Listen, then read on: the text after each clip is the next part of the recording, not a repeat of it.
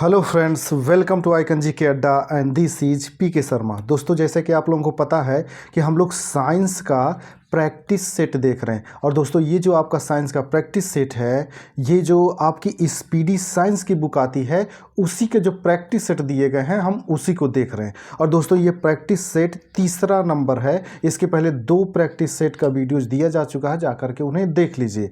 और दोस्तों, एक चीज़ याद रखिएगा कि आपका जो भी साइंस के क्वेश्चन है, चाहे आप एनटीपीसी दे रहे हो, चाहे एएलपी दे रहे हो, या कोई भी ऐसा एग्जाम जिसमें साइंस के क्वेश्चन आते हैं, तो ये जितने भी प्रैक्टिस सेट हैं और दोस्तों जितने भी प्रीवियस ईयर के क्वेश्चन सब करके जाना, ताकि आप ज़्यादा से ज़्यादा स्कोर कर पाएंगे और आप सिलेक्शन ले पाएंगे। और दोस्तों, जो लोग चैनल पे नए आए हुए हैं, चैनल को सब्सक्राइब कर लेंगे। और दोस्तों, वीडियो अच्छा लगता है तो इसे लाइक भी करें और शेयर भी करें, ताकि ज़्यादा से ज़्यादा लोग इसका लाभ उठा सकें। ठीक है दोस्तों, हम आते हैं अपने पहले क्वेश्चन पे। इस सेट का पहला क्वेश्चन है दोस्तों हमारा कि निम्नलिखित में से कौन सा मनुष्य में अवशेषी अंग नहीं है। तो दोस्तों, सामने वाले जो चपटे दांत होते हैं, वे जो हैं, जिन्हें कृदंत कहा जाता है, वे अवशेषी अंग नहीं है। दोस्तों, सबसे पहले जान लीजिए ये अवशेषी अंग का मतलब क्या होता है। दोस्तों, अवशेषी अंग उन अंगों को कहा जाता है जो अंग पहले तो शरीर में थे, लेकिन उनका इस्तेमाल न होने की वजह से वो समाप्त हो गए। जैसे पहले हमारे आँखों पर एक पट्टी रहती थी ताकि हम पानी में भी देख सकें, लेकिन उसका इस्तेमाल न होने की वजह से वो जो है समाप्त हो गया। तो यही पूछ रहा है कि कौन सा अवशेषी अंग है। तो सामने वाले जो चपटे दांत हैं, जिन्हें कृदंत कहा जाता है, वे अवशेषी अंग नहीं है, क्योंकि हम इनका इस्तेमाल करते हैं। ये पहले भी थे और अभी भी हैं।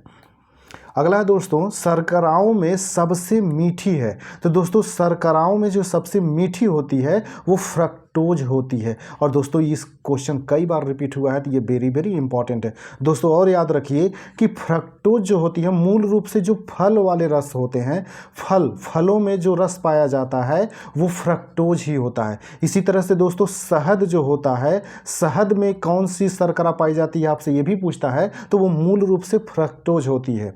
और दोस्तों, ये ग्लूकोज किस में पाया जाता है, तो जो आप शक्कर यूज करते हैं, चीनी, जो वो मूल रूप से ग्लूकोज होता है। और दोस्तों, ये लैक्टोज जो शर्करा होती है दोस्तों, ये दूध में पाई जाती है। ये इसको याद रखिएगा, ये लैक्टोज शर्करा जो होती है, ये दूध में पाई जाती है, जिसके कारण दूध में हल्का सा मीठापन होता है। अगला दोस्तों, इस सदी की शुरुआत में हवाई जहाज़ का आविष्कार किसने किया था। तो हवाई जहाज़ का आविष्कार जो है दोस्तों, राइट ब्रदर्स ने किया था। इसको याद रखिएगा। और दोस्तों, हम इसमें जो दिया है जेम्स वाट ने दोस्तों जो भाप इंजन होती है उसका आविष्कार किया था। ये दोनों याद रखिएगा, और दोनों ये आपके स्टैटिक जीके में कई बार पूछे गए हैं, तो ये इंपॉर्टेंट है। अगला दोस्तों, टेलीस्कोप की खोज किस वैज्ञानिक ने की थी। तो दोस्तों, टेलीस्कोप की जो खोज है वो गैलीलियो ने किया था। और दोस्तों, ये भी वेरी वेरी इंपॉर्टेंट है, ये कई बार पूछा गया है, तो इसको याद रखिएगा। और दोस्तों, जो प्रारंभिक थर्मामीटर बनाया गया था, प्रारंभिक जो थर्मामीटर जिसे हम शरीर का तापमान मापते हैं, वो उसका भी जो आविष्कार किए थे वो गैलीलियो ने ही किया था। अगला दोस्तों, निम्नलिखित में से किसमें ऋणात्मक आवेश होता है। तो दोस्तों, ऋणात्मक आवेश जो होता है, ये बीटा किरण जो होती है, इसमें ऋणात्मक आवेश होता है। इसमें एक ऋणात्मक आवेश होता है। और दोस्तों, याद रखिएगा, ये जो अल्फा कण होती है, इस अल्फा कण में 2 प्लस चार्ज होते हैं। और जो ये गामा होता है दोस्तों, ये न्यूट्रल होता है, इस पर कोई चार्ज नहीं होता है। तो ये अल्फा बीटा गामा तीनों का याद रखिएगा, तीनों पे कैसे प्रकार के आवेश पाए जाते हैं, क्योंकि ये अक्सर पूछा जाता है इनके बारे में। अगला क्वेश्चन है दोस्तों, 2 उत्तरोत्तर श्रृंग अथवा 2 उत्तरोत्तर गर्त के बीच की दूरी को क्या कहते हैं। तो दोस्तों, इसी के बीच की दूरी को तरंग दैर्घ्य कहा जाता है। दोस्तों, आपने देखा होगा जब कोई तरंग इस तरह से चलती है, तो ये जो ऊपर वाला भाग होता है इसको श्रृंग कहा जाता है। तो ये जो हिस्सा होता है इसी को तरंग दैर्घ्य कहा जाता है। या फिर ये जो नीचे वाला जो हिस्सा है, ये वाला, इसको गर्त कहा जाता है। तो ये 2 गर्तों के बीच या 2 श्रृंगों के बीच की जो दूरी होती है, ये इसी को तरंग दैर्ध्य कहा जाता है। और ये कई बार पूछा गया है और ये टफ भी है, इंपॉर्टेंट भी है, तो इसको रट्टा मार के रखिएगा। और दोस्तों जो लोग चैनल पर नया हुए चैनल को सब्सक्राइब कर लेंगे, वीडियो अच्छा लगता है तो इसे लाइक भी करें और शेयर भी करें ताकि ज़्यादा से ज़्यादा लोग इसका लाभ उठा सकें। अगला दोस्तों, पदार्थ के संवेग के अनुपात से कौन सी भौतिक राशि प्राप्त की जाती है? तो दोस्तों इसमें जो होता है, जो प्राप्त की जाती है वो द्रव्यमान। दोस्तों संवेग के अनुपात से कौन सी भौतिक राशि प्राप्त होती है? द्रव्यमान। अगला दोस्तों, बल गुणनफल होता है। तो दोस्तों जो बल होता है, फोर्स होता है, वो किसके गुणनफल होता है, ये आपसे पूछ रहा है। तो F बराबर दोस्तों होता है m इंटू ए, यानी कि ये त्वरण के, तो द्रव्यमान और त्वरण के गुणनफल के बराबर होता है। और इसी को दोस्तों न्यूटन का द्वितीय नियम भी कहा जाता है और ये कई बार पूछा गया है, तो इसको याद रखिएगा। अगला दोस्तों, निम्नलिखित में कौन सी राशि सदिश नहीं है? दोस्तों सदिश नहीं है, तो दोस्तों इसमें याद रखिएगा जो आयतन है वो सदिश नहीं है, बाकी विस्थापन, वेग और बल जो होते हैं वो सदिश राशि होते हैं। दोस्तों याद रखिएगा एक चीज़ें, इसको याद करने का एक तरीका होता है कि जो व और ब से शुरुआत होती है, जिनमें व और ब आते हैं वो अक्सर सदिश राशि होती हैं। लेकिन एक चीज़ याद रखिएगा, चाहे विद्युत धारा हो, अगर विद्युत धारा है, विद्युत धारा हो गई, विद्युत विभव हो गया, इसी तरह से दोस्तों घनत्व हो गया, घनत्व, और इसी प्रकार से हो गया दोस्तों दाब, और फिर इसके बाद हो गया दोस्तों द्रव्यमान, इसमें भी वह आया हुआ है। लेकिन ये जो होते हैं ये अदिश राशि होते हैं, तो इनको छोड़ करके विद्युत धारा, विद्युत विभव, घनत्व, दाब और द्रव्यमान, इनको छोड़ करके जिसमें भी वह आता है, वो व या ब आता है, वो सदिश राशि हो गया। आपने विस्थापन में देखा यहाँ पे वह आया हुआ है, वेग में यहाँ भी वह आया है, बल में यहाँ भी ब आया हुआ है, तो ये सब क्या है? सदिश राशियाँ हैं। और आयतन में नहीं है तो ये अदिश राशि हो गई। तो इसको याद करने का और ट्रिक यही है। तो याद रखिएगा ये जो मैंने बताया फार्मूला, इसको 2-3 बार सुन लीजिएगा और इसको रट्टा मार जाइएगा, क्योंकि ये हर जगह आपका काम करने वाला है। अगला दोस्तों, 1 किलोमीटर दूरी का तात्पर्य है। दोस्तों 1 किलोमीटर दूरी का तात्पर्य होता है 1000 मीटर। अगला दोस्तों, त्वरण ज्ञात करने का सही सूत्र है। तो दोस्तों त्वरण ज्ञात करने का सही सूत्र हो जाएगा A = v - u/t, क्योंकि दोस्तों त्वरण जो होता है वो वेग में परिवर्तन की दर बटे समय होता है। तो वेग में जो परिवर्तन हो गया v - u/t कि कुछ समय, यानी कि एक निश्चित समय में जो वेग में परिवर्तन की दर होती है उसी को त्वरण कहा जाता है, इसीलिए ये फार्मूला इसका सही होगा। अगला दोस्तों, सल्फर हेक्साफ्लोराइड अणु का आकार कौन सा है? दोस्तों याद रखिए ये सल्फर हेक्साफ्लोराइड कह रहा है HF6 का। इसका आकार कैसा होता है? तो दोस्तों इसका जो आकार होता है वो अष्टफलकी होता है। दोस्तों यहाँ ध्यान देना, इसके फार्मूले में SF6 होता है, 6 होता है, लेकिन इसका आकार जो होता है अष्टफलकी होता है, यानी 8 फलक होते हैं उसमें। तो ये कंफ्यूज करने के लिए क्वेश्चन बनाया जाता है। तो यहाँ पे नाम तो में तो 6 आते हैं, लेकिन इसका जो आकार होता है वो अष्टफलकी होता है। तो इसको ध्यान से याद रखिएगा, ऐसे क्वेश्चन टफ होते हैं और अक्सर पूछे जाते हैं जो कन्फ्यूज करते हो आपको। अगला दोस्तों, एक तत्व X की बाह्यतम कक्षा में 4 इलेक्ट्रॉन हैं, हाइड्रोजन के साथ इसके यौगिक का कौन सा सूत्र होगा? तो दोस्तों इसका सूत्र होगा XH4। वो कैसे होगा दोस्तों बता देता हूँ। अगर X के बाहर की तरफ 4 इलेक्ट्रॉन है तो इसके ऊपर 4 इलेक्ट्रॉन आएगा, और दोस्तों हाइड्रोजन का 1 होता है तो इस पर 1 आ जाएगा, तो ये तिरछा यहाँ पे आ जाएगा और इसका यहाँ चला जाता है, तो ये बन जाएगा XH4। तो इसको याद रखिएगा, ये फार्मूला होता है ये सूत्र बनाने का।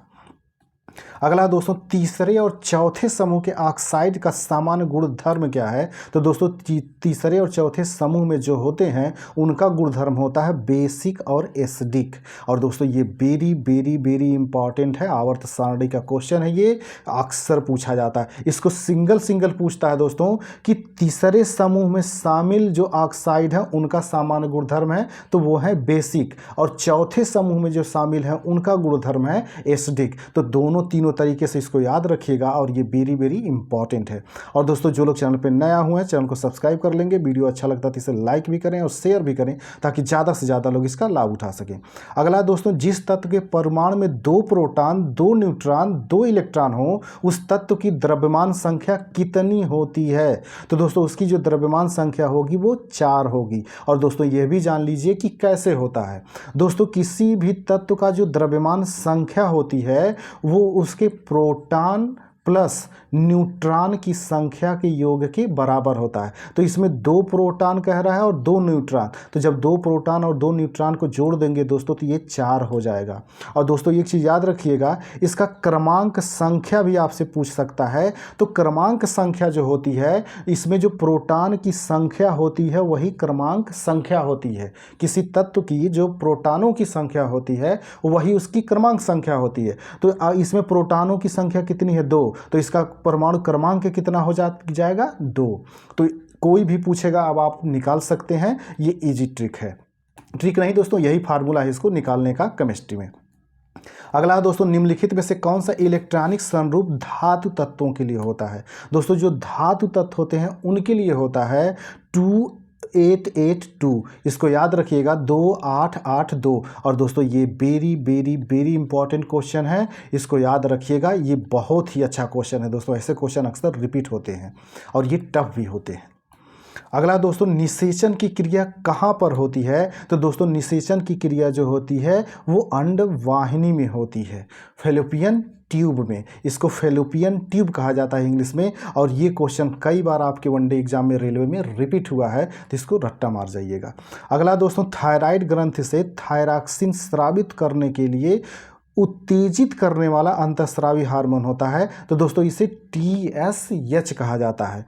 और दोस्तों एक चीज़ याद रखिएगा, इसी क्वेश्चन को घुमा करके पूछता है। इसी क्वेश्चन में कई क्वेश्चन है। पहला तो ये कि थायराइड जो ग्रंथि होती है वो किस हार्मोन का सिक्रीशन करती है? तो वो थायरॉक्सिन हार्मोन का सिक्रीशन करती है। और दोस्तों ये भी पूछता है कि कौन सा हार्मोन है जिसमें आयोडीन पाया जाता है? तो ये थायरॉक्सिन हार्मोन होता है जिसमें आयोडीन पाया जाता है। और ये थायराइड जो ग्रंथि होती है इसके लिए आयोडीन जरूरी होता है। अगर शरीर में आयोडीन की कमी हो जाएगी दोस्तों तो आपकी ये थायराइड जो ग्रंथि है ये सही से काम नहीं करती है। और इसी थायराइड ग्रंथि के फूल जाने से वजह से दोस्तों इसी में एक पैराथायराइड ग्रंथि होती है जिसकी वजह से आदमी को घेंघा हो जाता है।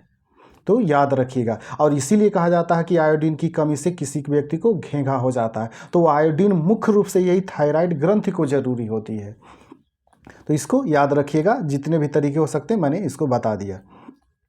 अगला दोस्तों, कशेरुक रज्जु में से कितनी जोड़ी तंत्रिकाएं निकलती हैं? तो दोस्तों कशेरु रज्जु जो होता है यहाँ से 31 जोड़ी तंत्रिकाएं निकलती हैं। दोस्तों ध्यान देना इस पे, 31 जोड़ी की बात कर रहे हैं, यानी कि टोटल 62 होती हैं। इस तरह से जब शरीर जो हमारी रीढ़ की हड्डी होती है इधर से निकलती है, 31 इधर से निकलती है और इसी तरह से 31 इधर से निकलती है। टोटल मिला करके ये 62 हो जाती हैं। तो याद रखना 31 जोड़ी होता है, केवल 31 नहीं होता है। और ये भी क्वेश्चन आपका कई बार रिपीट हुआ है, इसको याद रखिएगा। अगला दोस्तों, प्रतिवर्ती क्रियाओं का नियंत्रण केंद्र कहाँ पर है? तो दोस्तों प्रतिवर्ती जो क्रियाएं होती हैं इनका नियंत्रण केंद्र जो होता है वो कशेरुक रज्जु में ही होता है। दोस्तों ये प्रतिवर्ती क्रियाओं को समझ लीजिए, जैसे आप एकाएक शांत बैठे हों, कुछ सोच रहे हो और एकाएक कोई आकर के आपको टच कर देता है तो आप डर जाते हैं। तो वो जो प्रतिवर्ती क्रिया होती है दोस्तों, ये उसको नियंत्रण करने का काम यही कशेरुक रज्जु होता है। लेकिन कुछ देर बाद आप शांत हो जाते हैं, अरे कुछ नहीं, मेरा दोस्त ही मुझे टच कर रहा था। ठीक है, तो ये जो होता है दोस्तों ये कशेरुक रज्जु ही होता है जो इस पर नियंत्रण रखता है। और दोस्तों ये भी क्वेश्चन इंपॉर्टेंट है। अगला दोस्तों, निम्नलिखित में से कौन से, दोस्तों इसी क्वेश्चन को याद रखिएगा, इसी क्वेश्चन को घुमा करके देता है कि प्रतिवर्ती क्रियाएं हमारी संपन्न होती हैं तो वो कशेरुक रज्जु में ही संपन्न होती हैं। अगला दोस्तों, निम्नलिखित में से कौन सा धातु रोशनी के बल्बों में फिलामेंट के रूप में प्रयोग किया जाता है? तो दोस्तों जो फिलामेंट बना होता है वो टंगस्टन का बना होता है। और दोस्तों ये कई बार पूछा गया है तो इसको याद रखिएगा। अगला क्वेश्चन है दोस्तों इसमें निम्नलिखित में से किसे शुष्क बर्फ कहते हैं? और दोस्तों ठोस कार्बन डाइऑक्साइड जो होता है इसे हम शुष्क बर्फ कहते हैं। और ये कई बार क्वेश्चन आया हुआ, तो ये वेरी वेरी इंपॉर्टेंट है। दोस्तों जो लोग चैनल पर नए आए हुए हैं चैनल को सब्सक्राइब कर लेंगे, वीडियो अच्छा लगता है तो इसे लाइक भी करें और शेयर भी करें ताकि ज़्यादा से ज़्यादा लोग इसका लाभ उठा सकें। अगला दोस्तों, निम्न धातुओं में से कौन सामान्य ताप पर द्रव है? तो दोस्तों सामान्य ताप पर जो होता है द्रव में रहता है वो है आपका पारा। इसी तरह से दोस्तों ये भी याद रखिएगा कि जो ब्रोमीन होता है ये भी सामान्य ताप पर द्रव अवस्था में रहता है। और ये दोनों पे आपका कुछ सिंगल क्वेश्चन बन चुका है, तो इन दोनों को रट्टा मार जाइएगा। अगला दोस्तों, सौर ऊर्जा निम्न में से किससे प्राप्त होती है? तो दोस्तों सौर ऊर्जा जो होती है ये सूर्य से प्राप्त होती है। और दोस्तों ये सौर ऊर्जा जो होती है इसको अक्षय ऊर्जा भी कहा जाता है या फिर नवीकरणीय ऊर्जा भी कहा जाता है। इसको भी याद रखिएगा। और आपसे पूछता है कि निम्नलिखित में से कौन नवीकरणीय ऊर्जा है, तो वो है सौर ऊर्जा। अक्षय ऊर्जा कौन है, ये भी है। और दोस्तों केवल सूर्य से प्राप्त होने वाली ऊर्जा नहीं, वायु से भी प्राप्त होने वाली ऊर्जाएं, जल से भी प्राप्त होने वाली ऊर्जाएं, ये सब जो ऊर्जाएं हैं ये सब अक्षय ऊर्जा है और नवीकरणीय ऊर्जा है। अगला दोस्तों, निम्न में से कौन सी धातु अर्धचालक के रूप में ट्रांजिस्टर में प्रयोग की जाती है? तो दोस्तों अर्धचालक के रूप में जो प्रयोग की जाती है वो होती है आपकी जर्मेनियम। तो दोस्तों जर्मेनियम के अलावा एक चीज़ याद रखिएगा, जर्मेनियम भी प्रयोग किया जाता है और सिलिकॉन भी प्रयोग किया जाता है। सिलिकॉन, जर्मेनियम और एक होता है दोस्तों सेलिनियम। ये तीनों याद रखिएगा। और ये तीनों पूछता है, खासकर सिलिकॉन तो कई बार पूछा जा चुका है। तो याद रखिएगा ये अर्धचालक हैं जिनका ट्रांजिस्टर में प्रयोग किया जाता है, जर्मेनियम, सिलिकॉन और सेलिनियम। और दोस्तों ये वेरी वेरी इंपॉर्टेंट है, ये क्वेश्चन कई बार रिपीट हो चुका है, तो इसको रट्टा मार के रखिएगा तीनों। और दोस्तों इसमें एक चीज़ ये दिया गया है, ये चांदी। याद रखिएगा दोस्तों, धातुओं में सबसे ज़्यादा ऊष्मा का चालन और विद्युत का सबसे ज़्यादा जो चालन होता है यानी कि सबसे ज़्यादा गति से चलता है वो चांदी में चलता है। और दोस्तों याद रखिए ये जो ग्रेफाइट होता है ये कार्बन का अपर रूप है। और कई बार पूछा गया है कि कार्बन का अपर रूप निम्नलिखित में से कौन है, तो वो ग्रेफाइट होता है। ग्रेफाइट के साथ साथ दोस्तों हीरा भी होता है और ग्रैफीन भी होता है। ये सब जो है ये कार्बन के अपर रूप हैं, तो इसको याद रखिएगा और ये कई बार पूछे गए हैं। अगला क्वेश्चन है दोस्तों, इसमें टरबाइन एवं डायनमो से बिजली प्राप्त करने में किस ऊर्जा को विद्युत ऊर्जा में परिवर्तित करते हैं? तो दोस्तों इसमें जो मैकेनिकल ऊर्जा होती है यानी कि हिंदी में इसी को यांत्रिक ऊर्जा कहा जाता है, इस यांत्रिक ऊर्जा को विद्युत ऊर्जा में परिवर्तित करते हैं। और दोस्तों इसी क्वेश्चन को घुमा करके पूछता है कि टरबाइन और डायनमो जो है किस सिद्धांत पर काम करते हैं? तो ये विद्युत चुंबकीय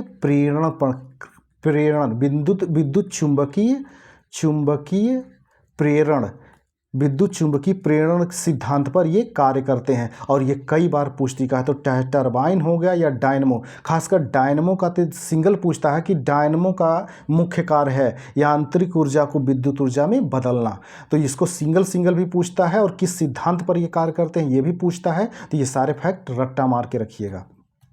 अगला दोस्तों, पढ़ने में काम आने वाले ग्लास लेंस किस प्रकार के लेंस से बनते हैं? तो दोस्तों पढ़ने में जो काम आने वाले लेंस होते हैं ये किस बनते हैं? तो ये जो आपका होता है ये उत्तल लेंस होता है। दोस्तों याद रखिएगा इसमें कि ये पढ़ने के काम आने वाले का मतलब क्या है। यानी जो स्टूडेंट होते हैं पढ़ते हैं जो चश्मा लगाते हैं तो उन्हें नज़दीक में देखना होता है, यानी कि दोस्तों उन्हें नज़दीक में दिखाई दे, इसलिए इसको लगाया जाता है।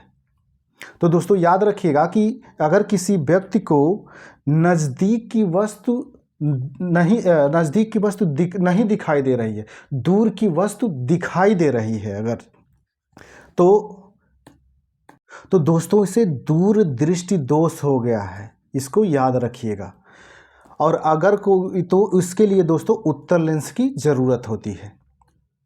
अगला दोस्तों, निम्न में से सबसे सख्त कौन सा है? तो दोस्तों निम्नलिखित में से सबसे सख्त जो होता है वो हीरा होता है। और दोस्तों इसको कई तरीके से क्वेश्चन ये पूछा जाता है, तो याद रखिएगा दोस्तों। अगर आपसे ये पूछता है कि सबसे सख्त यानी कि कठोर धातु कौन है, तो दोस्तों सबसे कठोर धातु जो हो जाएगी वो प्लेटिनम हो जाएगी। और को पूछता है कि सबसे कठोर अधातु क्या कौन सी होगी, तो वो हो जाएगा हीरा। इसी तरह से आपसे पूछा है कि प्रकृति में पाया जाने वाला सबसे कठोर कौन सा होगा, तो प्रकृति में पाया जाने वाला सबसे कठोर होता है हीरा, जो कि यहाँ पे आपसे पूछा गया है।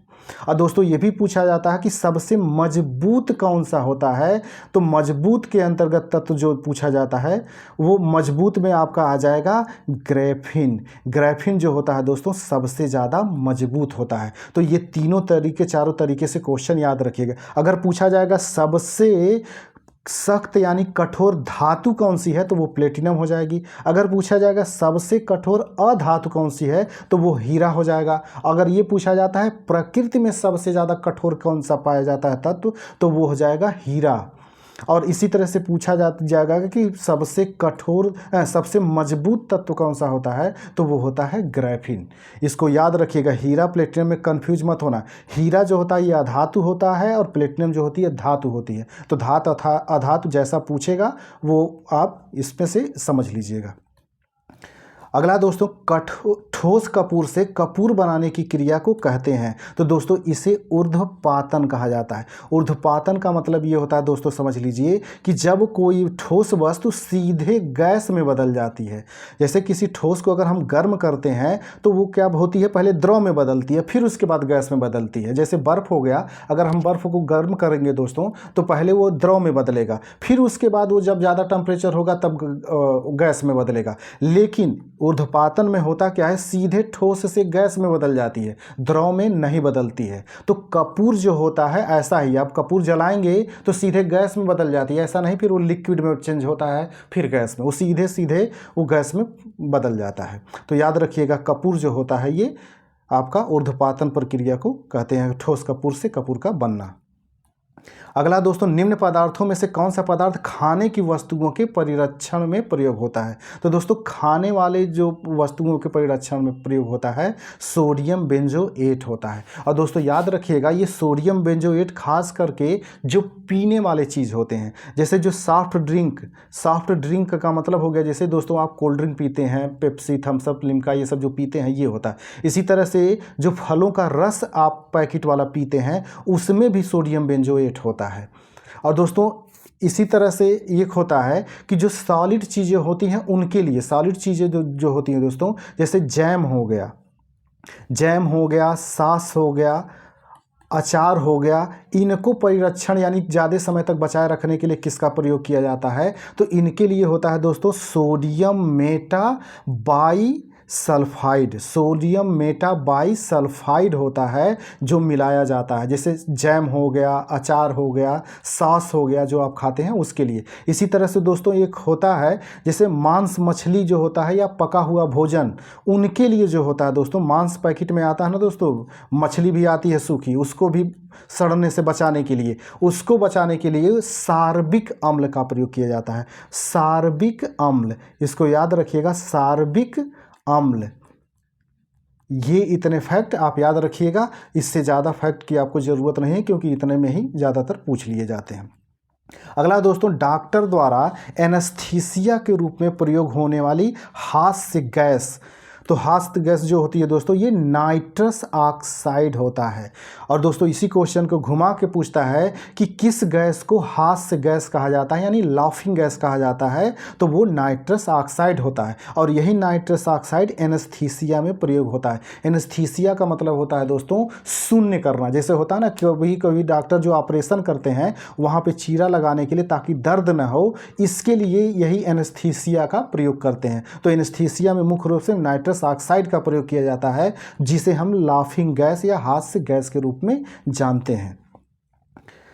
तो दोस्तों ये था इसका लास्ट क्वेश्चन। और दोस्तों जो लोग चैनल पे नए आए हुए चैनल को सब्सक्राइब कर लेंगे, वीडियो अच्छा लगता है तो इसे लाइक भी करें और शेयर भी करें ताकि ज़्यादा से ज़्यादा लोग इसका लाभ उठा सकें। ठीक है दोस्तों, हम मिलते हैं अगले प्रैक्टिस सेट में, तब तक के लिए नमस्कार, जय हिंद।